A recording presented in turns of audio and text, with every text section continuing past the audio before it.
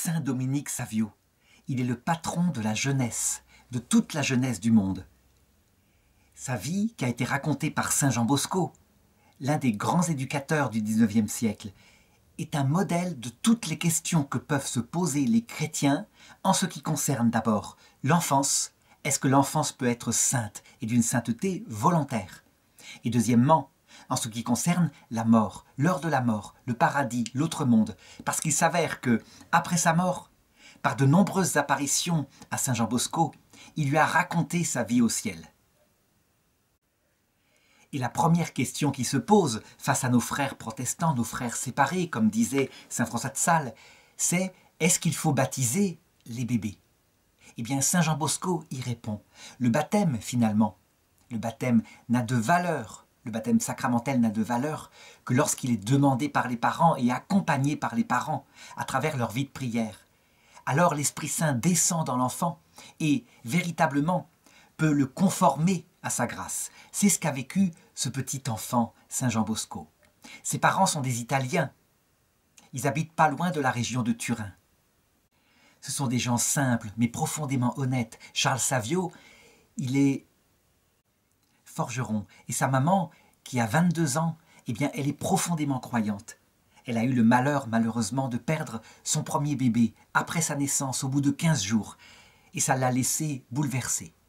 Ce deuxième bébé qu'elle attend, lorsqu'il naît, eh bien, elle le présente au baptême et elle le confie à la Sainte Vierge de tout son cœur. Elle met au-dessus de son berceau une médaille de la Sainte Vierge. Dominique naît le 2 avril 1842 et le soir même, il est baptisé. Voilà ce que sont des parents qui, évidemment, veulent protéger la vie physique de leurs enfants, mais aussi leur vie spirituelle.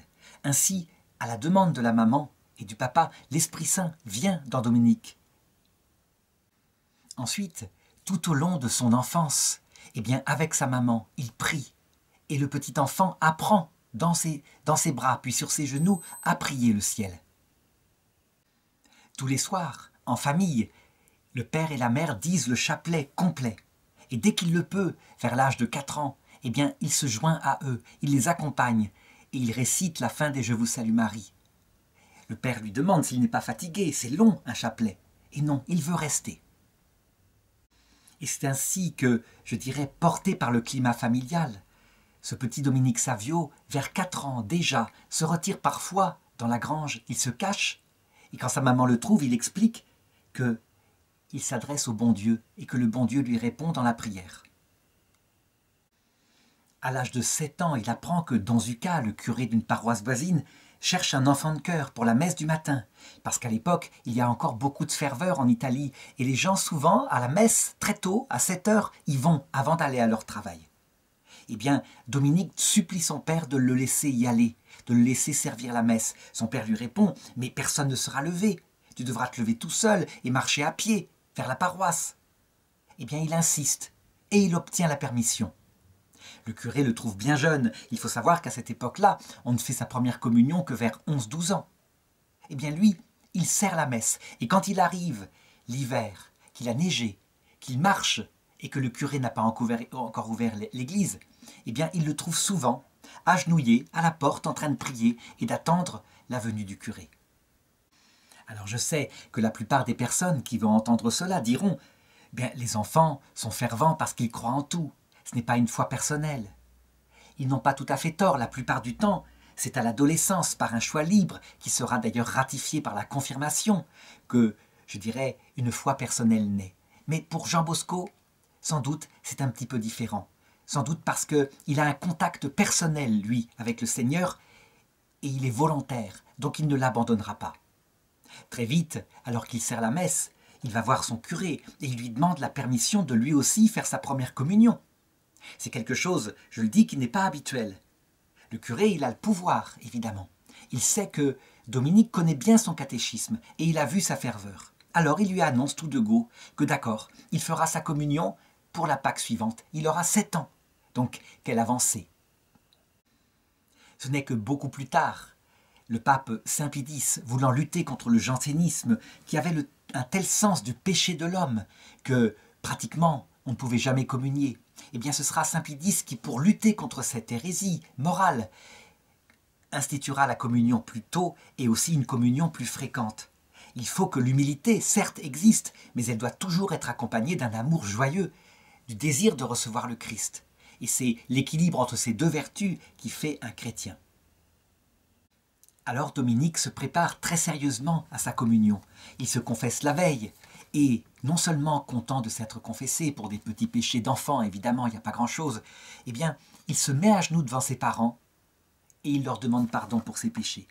Eux sont profondément touchés, évidemment, il n'a rien fait de mal, mais il lui pardonne bien volontiers s'il y a quelque chose qu'ils n'ont pas vu. Et sa maman, qui trouve ce moment tout de même solennel, eh bien, va lui donner quelques paroles qu'il va garder toute sa vie. Des paroles qui d'abord disent ceci: « Mon petit Dominique, nous t'avons déjà pardonné. Que le bon Jésus garde ton cœur toujours bien pur. » Et ensuite, elle va prendre la suite de la maman de Saint-Louis qui lui avait dit ceci: « Tu sais combien je t'aime, mon enfant. Eh bien, je préférerais te voir mort à mes pieds plutôt que de savoir que tu es coupable d'un seul péché mortel. »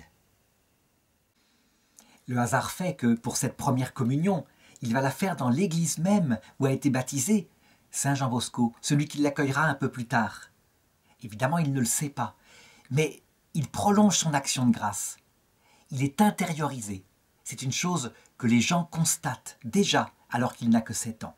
Et on retrouvera plus tard dans ses carnets une série de résolutions qu'il prend à cet âge-là, avant ou après sa première communion. Premièrement, je me confesserai souvent et je communierai toutes les fois que mon confesseur me le permettra. Deuxièmement, je veux sanctifier les jours de fête. Troisièmement, mes amis seront Jésus et Marie. Quatrièmement, plutôt la mort que le péché. Et il va se tenir à cette règle jusqu'à ses 9 ans, où il fait l'école primaire, où il apprend bientôt tout ce qu'il peut apprendre dans cette petite école de village. Mais il a soif de s'instruire, alors il demande à ses parents de pouvoir aller à une plus grande école qui est à 4 kilomètres. Mais c'est quelque chose de difficile, 4 kilomètres à pied, matin, midi, puis il faut retourner à l'école après avoir déjeuné, et enfin le soir. Ça veut dire 4 fois ça, été comme hiver. Les enfants de cette époque le font souvent, et pour ne pas user leurs chaussures, ils marchent pieds nus, ils portent les chaussures souvent sur leurs épaules. Les parents hésitent, parce qu'il faut tout de même payer un certain frais pour cette école. Et puis finalement, ils acceptent devant le désir de leur enfant. Il y va donc, et il y va ainsi tous les jours. Il rencontre un jour un homme qui lui dit « Mais tu n'as pas peur de voyager comme ça, pieds nus en plus, et de faire tant de kilomètres ?» Et il lui répond « Non, je n'ai pas peur, je suis accompagné. J'ai mon ange gardien qui veille sur moi. » Et le monsieur de lui demander « Mais tout de même, c'est un effort, tu dois être fatigué. » Et le petit de lui répondre « Oh, vous savez, quand on est bien payé, l'effort paraît léger. Ah bon, tu es payé par qui ?» Et il lui répond « Je suis payé par le bon Dieu, qui même pour un verre d'eau qu'on lui donne, nous paye largement en retour. » Son comportement à l'école est évidemment très très profond et très sérieux pour un enfant de son âge. Ça veut dire que les bêtises que font ses camarades habituellement, il n'y est jamais mêlé. Et évidemment, dans tous ces cas-là, toujours, il se passe le même phénomène. Ça veut dire que, comme le dit le 2e livre de la sagesse, le comportement de quelqu'un qui est plus sage devient, pour ceux qui l'entourent, un motif de reproche, et donc un motif de haine et de jalousie. Donc il se fait, il se fait sans arrêt tarabusquer par ses camarades. D'autres prennent un malin plaisir à essayer de le tenter de faire des bêtises, mais il ne les suit pas là-dedans.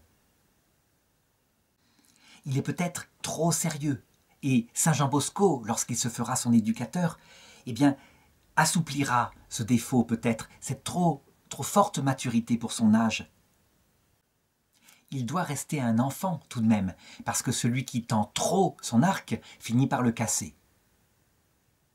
En 1853, les parents décident de se rapprocher une ville pour Dominique, parce qu'il leur a ouvert son cœur de son désir de devenir prêtre. Or, il y a là-bas une école tenue par un prêtre, où on peut même apprendre le latin, une sorte de petit séminaire avant l'âge. Et il s'en ouvre au prêtre, il lui dit qu'il veut devenir prêtre. Il lui explique la raison. Et il s'efforce de lui ressembler, jusque dans les choses qui nous paraissent en ce XXIe siècle, relatives, comme la souffrance.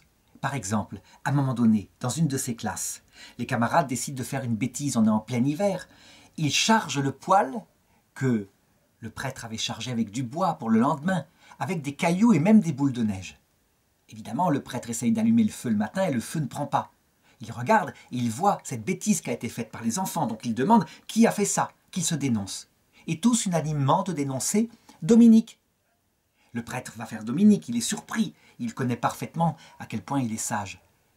Il interroge Dominique qui ne répond pas. Le silence vaut aveu, alors il le punit. Quelque temps plus tard, les camarades, je dirais bouleversés par le fait qu'il ne les a pas dénoncés, qu'il ne s'est pas défendu, finissent par aller voir le prêtre et par se dénoncer eux-mêmes. Le prêtre va voir Dominique et lui dit « Mais pourquoi tu ne t'es pas défendu ?» Et il répond « Parce que je voulais faire comme Jésus lorsqu'il a vécu sa passion. Et je voulais aussi éviter à mes camarades d'être renvoyés, d'être punis. » Ça veut dire qu'il a déjà compris les deux choses, l'amour de Dieu, l'amour du prochain, qui ne font qu'un seul commandement. Et c'est vrai que jamais, jamais il ne dénonce un camarade, alors qu'il pourrait le faire parfois. Ses camarades parfois le jalousent tellement ils le voient sage et le considèrent même comme un, entre guillemets, faillot. Un faillot, ça veut dire, je dirais, l'œil du supérieur, celui qui est toujours bien vu et celui qui va les dénoncer. Jamais il ne les dénonce. Si bien que souvent il le déteste avant de constater que ce n'est pas un traître, bien au contraire. Et donc de se mettre à l'aimer, à admirer, je dirais, oui, sa sainteté déjà, qui émane de lui. En 1853, Dominique Savio a 11 ans et l'évêque passe dans la ville pour donner la confirmation aux enfants, ce sacrement qui font d'eux des adultes. On considère qu'à partir de ce moment-là, celui qui veut devenir prêtre peut faire son choix et donc que le petit séminaire lui est ouvert. Mais c'est impossible pour Dominique dont les parents sont trop pauvres. Alors son maître, qui est lui aussi prêtre, eh bien, se souvient que lorsqu'il était au séminaire, il avait rencontré un ami qui maintenant tient une œuvre de jeunesse extraordinaire à Turin et qui marche bien. Il doit avoir 700, 800 enfants qui viennent à son patronage, où par des jeux, mais aussi des leçons de catéchisme, il leur apprend la bonne vie. Il fait d'eux des chrétiens. Et donc il lui dit, puisque ta vocation m'a l'air solide, je vais te soutenir, je vais lui en parler, je vais, comment dirais-je, te présenter à lui. D'ailleurs, il vient parfois ici l'été, et l'été prochain il viendra, tes parents pourront te présenter à lui. Ce prêtre de Turin s'appelle Don Bosco. Il a une œuvre immense et en particulier une presse catholique qu'il répand tout autour de l'Italie. Il a une grande lutte parce que les libres penseurs de cette époque, très anticatholiques, le détestent à cause de cette influence immense qu'il exerce sur la jeunesse. Et donc en octobre, Don Bosco, le futur Saint Jean Bosco, eh bien, arrive dans le village. Et effectivement, on lui présente Dominique Savio. L'entretien est très simple. Tout de suite, Dominique sent que c'est le père qu'il lui faut. Quant à Don Bosco, il remarque, et il lui dit qu'il y a en lui de la bonne étoffe. Et Dominique de lui répondre « À quoi pourrait-elle servir ?» Il ne comprend pas la métaphore. Jean Bosco lui répond « À faire un beau costume pour le Seigneur. » Alors il comprend « Ah oui, vous voulez dire que mon âme, c'est un peu comme une étoffe, et que cette étoffe pourra se consacrer à Dieu. Eh bien, c'est tout ce que je souhaite. J'accepte tout à fait d'être taillé par vous, même si c'est difficile, afin d'être plus proche du bon Dieu. » Don Bosco lui dit « Écoute, c'est une école, il faut aussi que je vérifie si tu es capable d'étudier.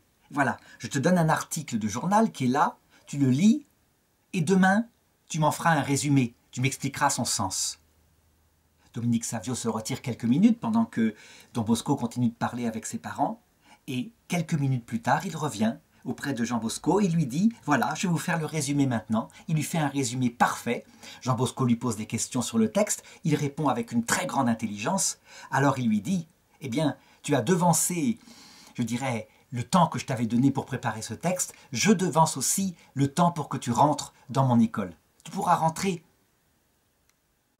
dès que tu viendras à Turin, et maintenant, dès maintenant, considère-toi comme un de mes enfants. » Et c'est ainsi que le 29 octobre 1854, alors que Dominique n'a que 12 ans, il entre dans l'école de Saint Jean Bosco. École parfaitement gratuite. Et Saint Jean Bosco fait appel au don, à la générosité de tous les gens qui sont autour.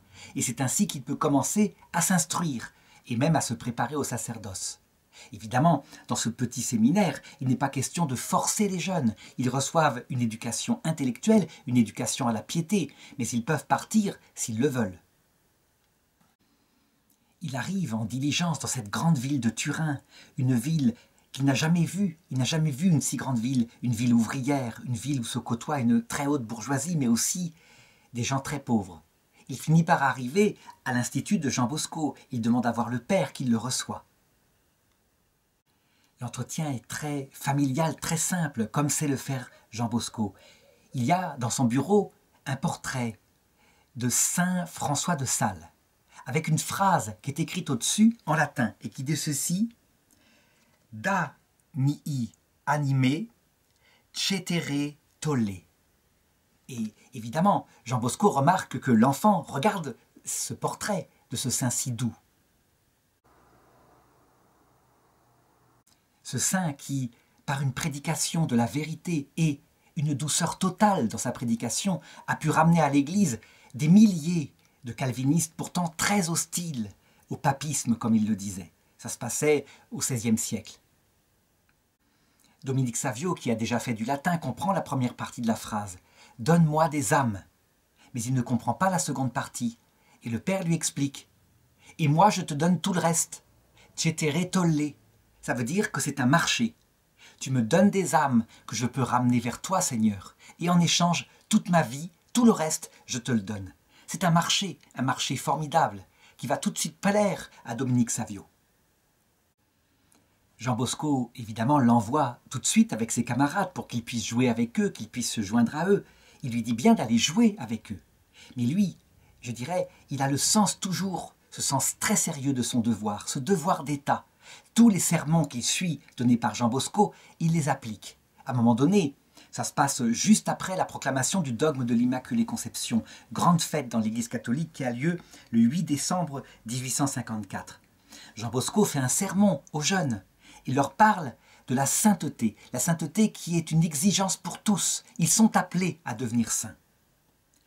Quelque temps plus tard, il constate que le petit Dominique Savio, se comporte encore plus sérieusement qu'avant, je dirais presque comme un adulte.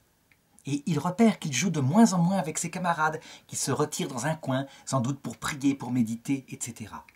Alors il le convoque et il lui dit ceci: « Tu cherches la sainteté, mais tu prends un mauvais chemin. Tu prends un très mauvais chemin. Un triste saint est un saint triste.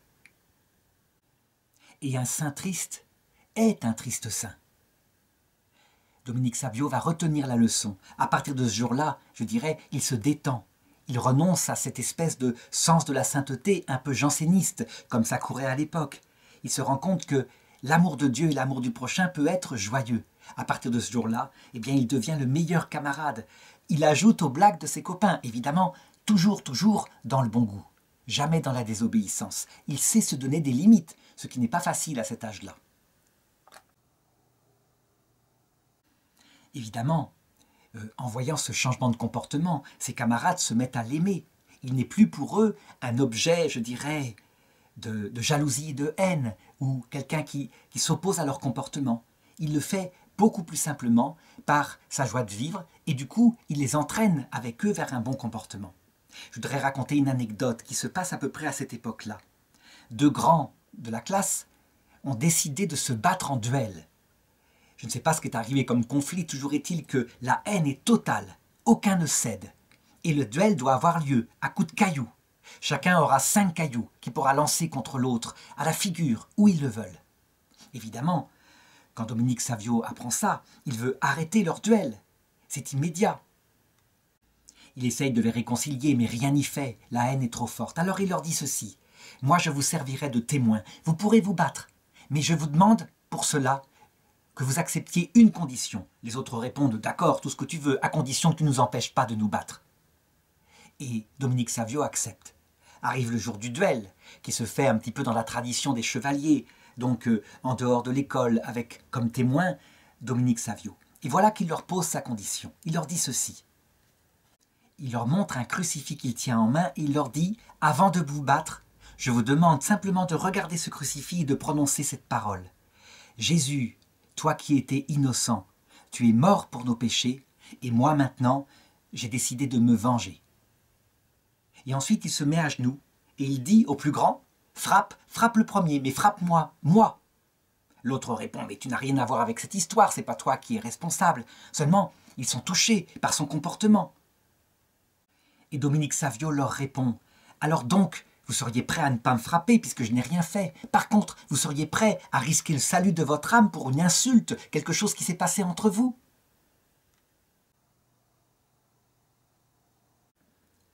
Tant à la fin que devant de tels arguments, ils cèdent et ils décident de se serrer la main, de se réconcilier. Il n'y aura plus de duel entre eux. Il a réussi et c'était pas facile. Qu'est-ce que ça montre? Eh bien, ça montre que parmi les enfants que Jean Bosco a récupérés autour de lui, dans ses fondations, il y a des grands saints, il y a des pauvres pécheurs qui suivent le troupeau, mais il y a aussi des mauvais éléments. Et que, je dirais, l'influence de Don Bosco, elle est comme il le peut. Il les entraîne vers la sainteté, mais tout le monde ne répond pas à cet entraînement. Je l'ai dit, Dominique Savio est plus joyeux, plus camarade, mais il n'empêche que quand il voit les mauvais éléments qui essayent d'entraîner d'autres, eh bien il réagit.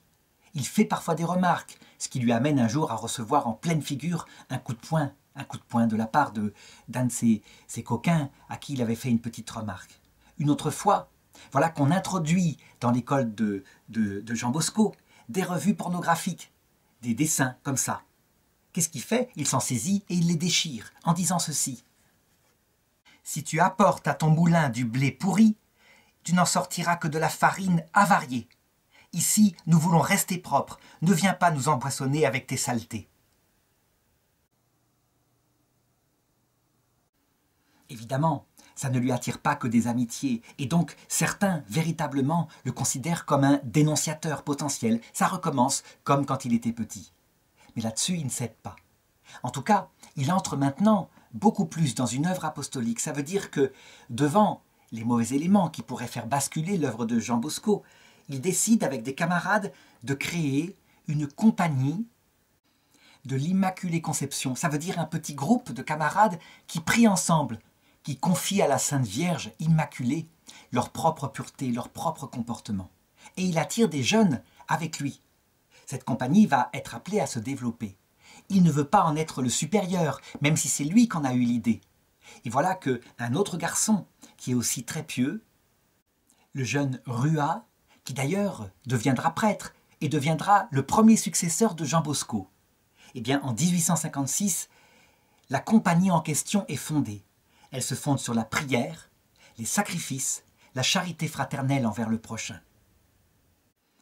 Dominique Savio, à cette époque-là, a 14 ans, et on pourrait toujours continuer à critiquer en disant, bien certainement, que c'est lié à son enthousiasme de jeunesse. Mais ça commence à faire longtemps.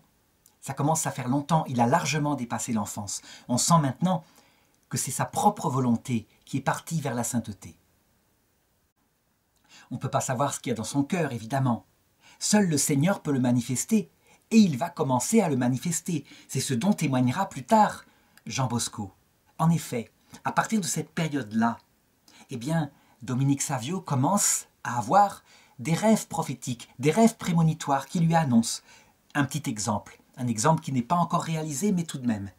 C'est à cette époque-là que l'Angleterre, qui est devenue anglicane, sous l'influence du roi Henri VIII, qui, on le sait, voulait se marier, divorcer et se marier avec une de ses maîtresses, le pape avait refusé et qui donc avait quitté l'Église catholique. Ce qui avait fait que pendant un siècle, les catholiques anglais avaient été persécutés, massacrés, et que l'Angleterre était devenue profondément protestante. Et bien voilà que l'Angleterre s'ouvre de nouveau aux catholiques. Il les laisse entrer et même avoir plus de visibilité. Il y a même des conversions de gens qui deviendront d'ailleurs des cardinaux, comme le cardinal Newman. Ces événements donnent un grand espoir à l'Église catholique de l'époque et on pense que l'Angleterre peut-être pourrait se convertir. En fait, il y a une partie des Anglais qui redécouvrent la foi catholique dans sa plénitude. Eh bien, un matin, Dominique Savio confie à Saint Jean Bosco la chose suivante, dont on n'a pas de preuve ici, mais qui seront confirmées ensuite par d'autres visions qu'il aura. Il dit ceci. « Père, pendant mon action de grâce à la messe, j'ai beaucoup prié pour l'Angleterre. Comme je voudrais partir là-bas pour faire connaître et aimer le pape. En esprit, j'ai vu le souverain pontife. Et l'Angleterre, un jour, se convertira et redeviendra catholique. » Parole en l'air, pourrait-on dire? Eh bien, on verra un jour. Toujours est-il que, à la même période, eh bien, le petit Dominique Savio commence à connaître ce qu'on pourrait qualifier tout à fait d'extase, comme on le voit chez des grands mystiques. Un jour, la messe a eu lieu le matin, les cours ont lieu le matin, le repas, et Dominique Savio a disparu, complètement disparu, si bien qu'on finit par en avertir Don Bosco, et on le fait chercher partout, et on finit par le trouver. Il est dans la chapelle. Saint Jean Bosco s'avance vers lui et l'appelle, il ne répond pas, il finit par le secouer, il se réveille comme d'un songe. Don Bosco lui dit « Mais que fais-tu ici ?» Il dit « Pourquoi ? Je fais mon action de grâce. Est-ce que tu ne te rends pas compte que nous sommes déjà l'après-midi ? » « Oh pardon mon père, je m'en suis pas rendu compte. Je pense que j'ai dépassé, évidemment, du coup je suis en dehors du règlement de l'école. » La maman de Don Bosco, Madame Marguerite, qui travaille pour les enfants, a remarqué parmi tous les jeunes, et elle le dit à son fils, tu as ici des jeunes qui sont très bien, mais vraiment, ce jeune Dominique Savio, c'est unique, c'est un cas unique, vraiment. Pourquoi est-ce que le Seigneur donne parfois à ses saints, à certains moments, ce qu'on appelle des phénomènes mystiques extraordinaires? Évidemment, pour le saint en question, pour la personne, c'est dangereux. Ça pourrait lui faire croire qu'il est quelqu'un devant Dieu. Et ce jeune garçon qui a 14 ans, ça pourrait bien lui arriver. En fait, à un certain moment d'humilité, à un certain moment peut-être de souffrance, ce genre de phénomène extraordinaire ne met plus en danger l'âme d'une personne. Et peut-être que Dominique Savio en est là. Il a bien dépassé la vanité. Et donc, si Dieu le donne, c'est sans doute justement pour que Jean Bosco le remarque, parce qu'il veut faire de cet enfant un modèle pour la jeunesse. Voilà encore quelques histoires qui se passent. À cette époque-là, il y a donc, à Turin, où il n'y a pas de tout à l'égout, il y a des épidémies de choléra, des épidémies qui font beaucoup de morts. Et évidemment, c'est une mort affreuse, rapide. Les prêtres hésitent à aller voir les malades parce que c'est contagieux. Du moins, on le croit. On ne sait pas qu'en fait, ça vient de l'eau qui est polluée par des déchets, des excréments, des colibacilles, on pourrait dire cela. Un soir donc, Dominique Savio frappe à la porte de Don Bosco. Il lui dit « Père, père, venez, il y a un homme pas loin qui a besoin d'un prêtre. Il va mourir. » Don Bosco lui demande « Mais comment est-ce que tu sais ça ? Comment est-ce qu'il peut le savoir puisqu'il est enfermé dans l'école? C'est tout de même une école où on ne sort pas la nuit. » Dominique Savio lui répond « Je vous dirai plus tard, venez, venez vite. » Et il l'emmène à travers les rues, il passe des petits passages, il rentre dans une maison et à l'étage, effectivement, il y a un homme qui est très malade et qui est en train de mourir. Mais c'est un homme particulier. Il y a quelques années, il a apostasié la foi catholique. Avec un acte, je dirais, public. Il l'a fait. Et donc, évidemment, alors qu'il est en train de mourir, personne n'a appelé de prêtre pour lui. En fait, dans son âme, il voulait mourir en paix avec Dieu. Mais il n'osait pas demander de l'aide pour qu'on lui appelle un prêtre. Ça aurait été sans doute renier toute sa vie. Le prêtre Don Bosco arrive, il l'entend, il le confesse, il lui donne l'absolution, il lui donne les derniers sacrements. Et c'est ainsi qu'il va être sauvé. Un autre jour, nous sommes le 8 décembre, Dominique Savio est comme poussé par une force intérieure à frapper à une porte. C'est un hôtelier, il a des chambres, il les loue. Et il dit à l'hôtelier, « Il y a chez vous une femme âgée qui est en train de mourir du choléra. » L'hôtelier lui répond, « Pas du tout, non, je connais tous mes locataires, tout le monde est en pleine forme, il n'y a aucun problème. » Et il ferme la porte. Et Dominique Savio refrappe en disant, « j'en suis sûr, il y a chez vous une femme âgée qui est en train de mourir du choléra. » Devant l'insistance de l'enfant, l'hôtelier dit, « On va visiter avec toi, on va aller voir, on va aller frapper à tous les locataires. » Et il frappe aux portes, et il n'y a personne. Et ils arrivent enfin au dernier étage, où il y a une chambre mansardée. Il frappe, et une voix faible répond.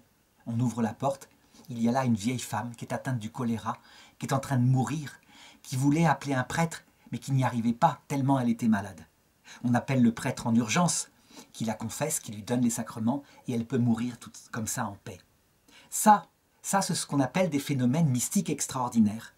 Ça veut dire que c'est donné par Dieu, certainement aussi pour le bien de cette femme et de cet homme, mais aussi pour manifester que Jean Bosco, il y a quelque chose de spécial en lui. Pardon, Dominique Savio, il y a quelque chose de spécial en lui. En août 1856, Dominique Savio a 14 ans. Et un jour, il va voir de nouveau le prêtre en lui disant « Père, Père, laissez-moi rentrer chez moi. Ça ne durera pas longtemps. Ma mère est très malade. Ma mère peut mourir. Laissez-moi rentrer chez elle. Je dois lui porter la Sainte Vierge et elle guérira. » Don Bosco lui dit « Mais comment sais-tu ça ? Tu as reçu une lettre de ton père ?» Et Dominique Savio lui répond « Non, non, mais je le sais, c'est comme ça. Laissez-moi partir. » Et Don Bosco, je dirais, habitué lui aussi à avoir des songes, connaissant ce que c'est que cette intervention de Dieu, lui donne de l'argent pour qu'il puisse prendre le train. Et aussitôt il part, il descend du train dans la petite gare où habitent ses parents, et il tombe sur son père, affolé, qui est en train de courir pour aller chercher le médecin. Le père est surpris, lui dit « Mais comment ça se fait que tu es là ?»« Mais maman est malade, je le sais, et donc je vais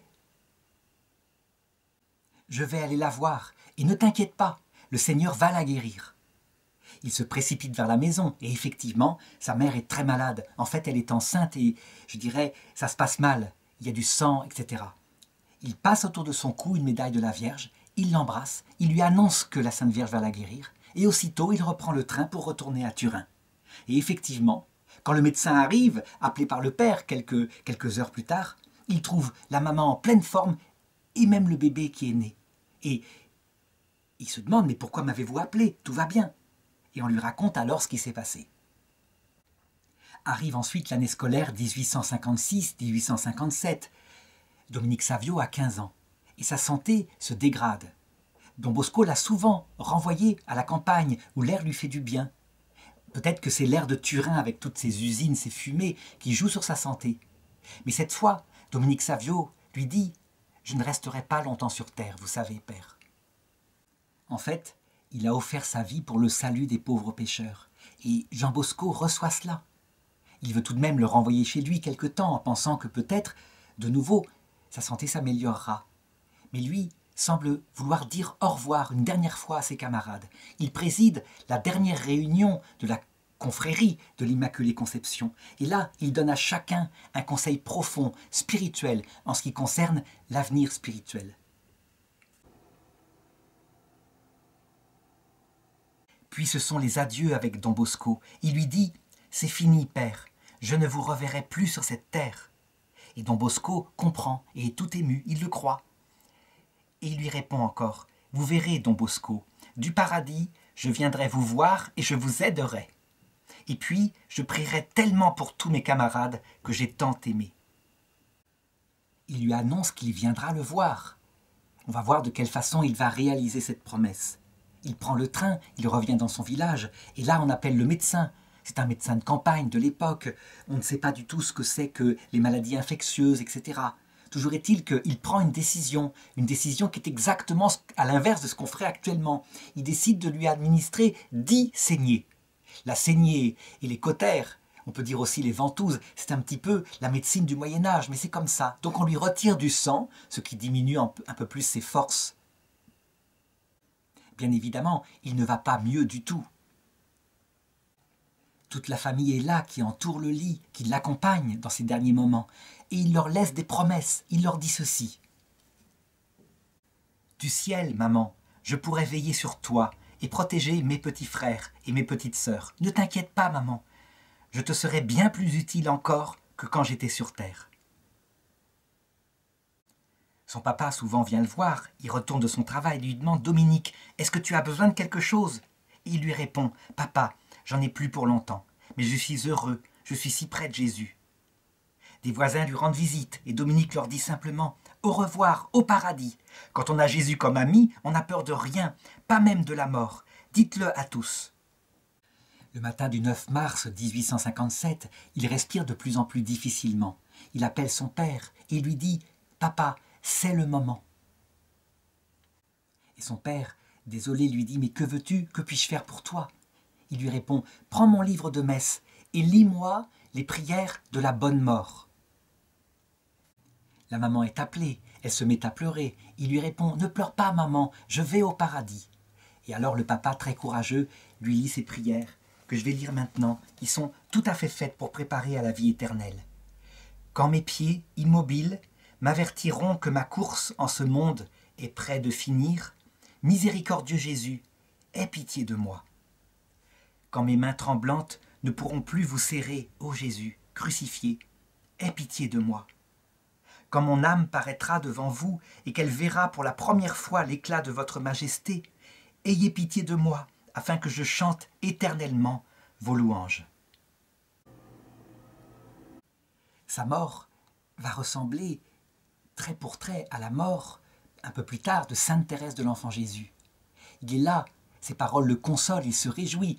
L'aventure qui l'attend de l'autre côté inonde son cœur de joie. Mais tout d'un coup, il s'immobilise, il regarde comme un point, quelque chose qui s'ouvre peut-être. Et il dit à son père, « Ô papa, comme c'est beau ce que je vois !» Et à peine a-t-il prononcé ces paroles qu'un dernier soupir sort de sa poitrine et il meurt. Comme c'est beau ce que je vois. La venue du Christ à l'heure de la mort, accompagnée de la Sainte Vierge et des anges qui viennent nous chercher, exactement comme c'est annoncé pour la fin du monde. Voilà ce dont il témoigne, ce qu'il a vu de ses yeux, et ce que, au XXe siècle, quelqu'un comme Sainte Faustine, comme Marthe Robin, décriront en détail. C'est aussi ce qu'avait vu de ses yeux le premier martyr, celui qui dans les Actes des Apôtres est lapidé, ce diacre appelé Étienne. Je vois le ciel ouvert et le Christ, le Fils de l'homme, assis à la droite du Père. Lorsque Saint Jean Bosco apprend la mort de son petit élève, il l'annonce à toute son œuvre. Et les jeunes sont là, stupéfaits, et se disent vraiment, c'était un saint, notre camarade était un saint. Quelque temps plus tard, comme il l'avait promis, voilà que Dominique Savio va apparaître en rêve à Jean Bosco, un rêve qu'il va raconter à ses élèves, en détail. Quelques semaines après la mort de Dominique Savio, son père va témoigner que, alors qu'il était dans son lit, qu'il se reposait, il le voit lui apparaître physiquement, très beau, lumineux, magnifique, et lui dit ceci. « Mais oui, papa, c'est moi, ne t'inquiète pas, je suis en paradis, et je te protégerai, ainsi que maman et tous mes frères et sœurs. » Son père ne peut en croire ses yeux, mais il en témoignera tout autour de lui. Et je dirais que ce genre d'apparition venant des âmes du paradis est plus fréquent qu'on le pense. Il nous protège vraiment depuis le ciel. À peu près 20 ans plus tard, Don Bosco lui-même va raconter à ses élèves une chose extraordinaire qui lui arrive, à savoir l'apparition du petit Dominique Savio dans un rêve profond qu'il aura, mais un rêve beaucoup plus significatif puisque il lui montre ce que c'est que le paradis et il lui en donne des explications. Don Bosco, qui a l'habitude de raconter les choses à ses élèves, est souvent sujet à ce genre de vision, je dirais de vision prophétique. Elle concerne souvent les épreuves de l'Église, le rôle du pape, l'avenir. Par exemple, il voit nettement en rêve les épreuves que connaîtront l'Église au XXe siècle.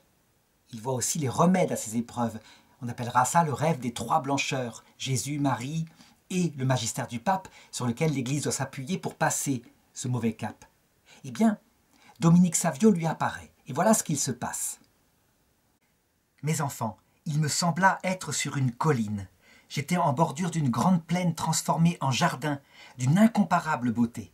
Tandis que j'étais là, saisi d'admiration, une musique délicieuse parvint à mes oreilles, des chants s'élevèrent, formant un chœur immense, très harmonieux. Puis s'avancèrent vers moi des jeunes gens par groupe, et j'en reconnus un bon nombre. C'étaient les élèves de l'oratoire de Turin et des maisons salésiennes d'alentour, ceux qui étaient morts dans les années précédentes. Ils portaient une longue robe qui était un peu différente chez les uns et chez les autres, mais tous avaient autour de la taille une ceinture rouge magnifique. En tête du groupe marchait un merveilleux jeune homme. Sa robe, à lui, était blanche et semée de diamants. Sa ceinture était ornée de perles. Il était couronné de fleurs et une lumière belle comme celle d'un matin de printemps, une lumière qui ne serait pas de cette terre. illuminait toute chose. Le jeune homme s'avança vers moi, et c'est alors que je reconnus Dominique Savio. À 2 pas de moi, il s'arrêta, et tout de suite, musique et chant cessèrent. Ce fut un grand silence. Alors Dominique me dit « Dieu m'envoie vers vous, Don Bosco, pour vous parler. »« Mais où es-tu, Dominique ?»« Je suis au pays du bonheur. »« C'est donc la récompense des élus ?»« Oh, ce que vous voyez, Don Bosco, ce n'est qu'une image. Le paradis, aucun œil humain ne peut le voir sur terre. »« Mais tout de même, cette belle lumière que je vois. »« Don Bosco, ce n'est qu'une lumière naturelle un peu plus vive. Celle du ciel est infiniment plus belle. » Et la conversation continua sur les beautés du paradis. À ce moment, Dominique me montra un magnifique bouquet qu'il tenait à la main. Il y avait des violettes, des roses, des gentianes, des lys et des épis de blé. Et Dominique m'expliqua que ces fleurs représentaient symboliquement les vertus préférées du bon Dieu. La violette, c'est l'humilité. La rose, c'est la fleur qui est issue de la charité, etc. Les gentianes avec leur bon parfum et tout ça. Dis-moi, Dominique, quelle est la vertu qui t'a paru la plus importante au moment de mourir? Et Dominique de lui répondre « Je vais vous le dire, Don Bosco, c'est la dévotion à la Sainte Vierge. Dites-le bien à tous les enfants, qu'ils ne manquent pas d'invoquer souvent, tant qu'ils sont en vie, son assistance, parce que, au moment de la mort, elle se fera toute puissante pour eux. » Et Don Bosco de poser encore comme question « Qu'as-tu encore à m'annoncer, Dominique ?» L'an prochain, 8 de vos enfants seront appelés par le bon Dieu à quitter cette terre. Mais ne vous inquiétez pas, le sacrifice de leur vie obtiendra des grâces précieuses à votre famille religieuse. Le Saint-Père, lui aussi, recevra sa récompense éternelle. Mais l'Église continuera son œuvre d'évangélisation sous la direction d'un grand pape. Alors, dit Don Bosco, je m'élançai pour essayer de lui prendre les mains, mais elles étaient insaisissables comme l'air et je ne touchais rien. Je lui dis « Je voudrais tant toucher tes mains, Dominique. De quoi sont-elles faites, tes apparences? C'est bien toi que je vois ici. » Et il me répondit « Ô Don Bosco, quand par la volonté de Dieu, une âme séparée de son corps vous apparaît, elle ne vous offre que la forme du corps qu'elle avait sur la terre. On croit avoir affaire à de vraies mains, de vrais pieds, un vrai visage, mais ce n'est qu'un esprit insaisissable. » Une dernière question, dit Jean Bosco. « Dominique, mes chers enfants, sont-ils sur le chemin du ciel ?» Et Dominique Savio de répondre « Vos enfants peuvent se classer en 3 groupes, Don Bosco. Regardez ces listes. Sur la première, il y avait en tête un mot latin, invulnerati, qui veut dire immaculés, ceux qui n'ont pas commis de péché mortel. En tête de la seconde liste, il y avait vulnerati, donc ceux qui ont commis un péché mortel de faiblesse, mais qui par une bonne confession, de grands efforts, se sont tournés vers Dieu et ont eu leur âme guérie. Et il y avait hélas une 3e liste qui indiquait ceux qui avaient besoin de se convertir. Dominique Savio me dit « Retenez bien leur nom, Don Bosco, et demandez-leur de se confesser sans tarder. » Puis, lentement, la vision disparut. On imagine la grande émotion qu'il y eut lorsqu'il raconta cela à ses élèves. Vraiment, et cela provoqua évidemment beaucoup de retours à la foi. Certains ne crurent pas, comme c'est le cas toujours, mais beaucoup furent frappés par ce récit de Jean Bosco. Tout ce qu'il avait annoncé se réalisa. L'année suivante, effectivement, le pape Pie IX mourut et fut élu Léon XIII, un grand pape, celui qui donna à l'Église des encycliques sociales, très importantes par rapport à la misère ouvrière de cette époque-là. Ce qui est étonnant, c'est que Dominique Savio, avant de partir pour l'autre monde, avait donc fait des promesses à ses parents de les protéger, à ses frères et sœurs, et aussi à Don Bosco. Et toutes ces promesses, il les tint, si bien que, instinctivement, les enfants, les jeunes du monde entier commencèrent à le prier, à lui demander de les aider. Et à chaque fois, il y avait des réponses. Ça veut dire que du haut du ciel, il agissait concrètement pour eux, souvent par des songes, des apparitions et des effets concrets. Si bien que, très vite, la réputation de sa sainteté se répandit. Il y eut aussi des miracles. Le 5 mars 1950, le pape Pie XII le déclarait bienheureux. et en 1954, il le canonisait, faisant de lui le patron de toute la jeunesse. Quelques semaines avant, il avait canonisé un autre petit garçon, exactement de son âge, qui comme lui se rendait à l'école pieds nus, à savoir le saint pape Pie X, qui avait eu un sort bien différent, qui était resté sur terre et qui était devenu le vicaire du Christ, juste avant la guerre 14. Qu'est-ce que signifie cette double canonisation? Eh bien, que l'on soit sur terre et qu'on y reste un certain temps pour faire un apostolat visible, avec la charité et l'humilité, ou qu'on parte très tôt au ciel comme Dominique Savio, où on peut réaliser cet apostolat du haut du ciel. Dans les deux cas, on participe à cette communion des saints, cette unique Église du Christ, que malheureusement les protestants refusent en ce qui concerne les saints du ciel, en se privant évidemment d'aides précieuses, de frères, de pères, de sœurs que Jésus nous donne dès cette terre, avec les persécutions, évidemment, il l'avait dit. Mais c'est réel, cette communion des saints.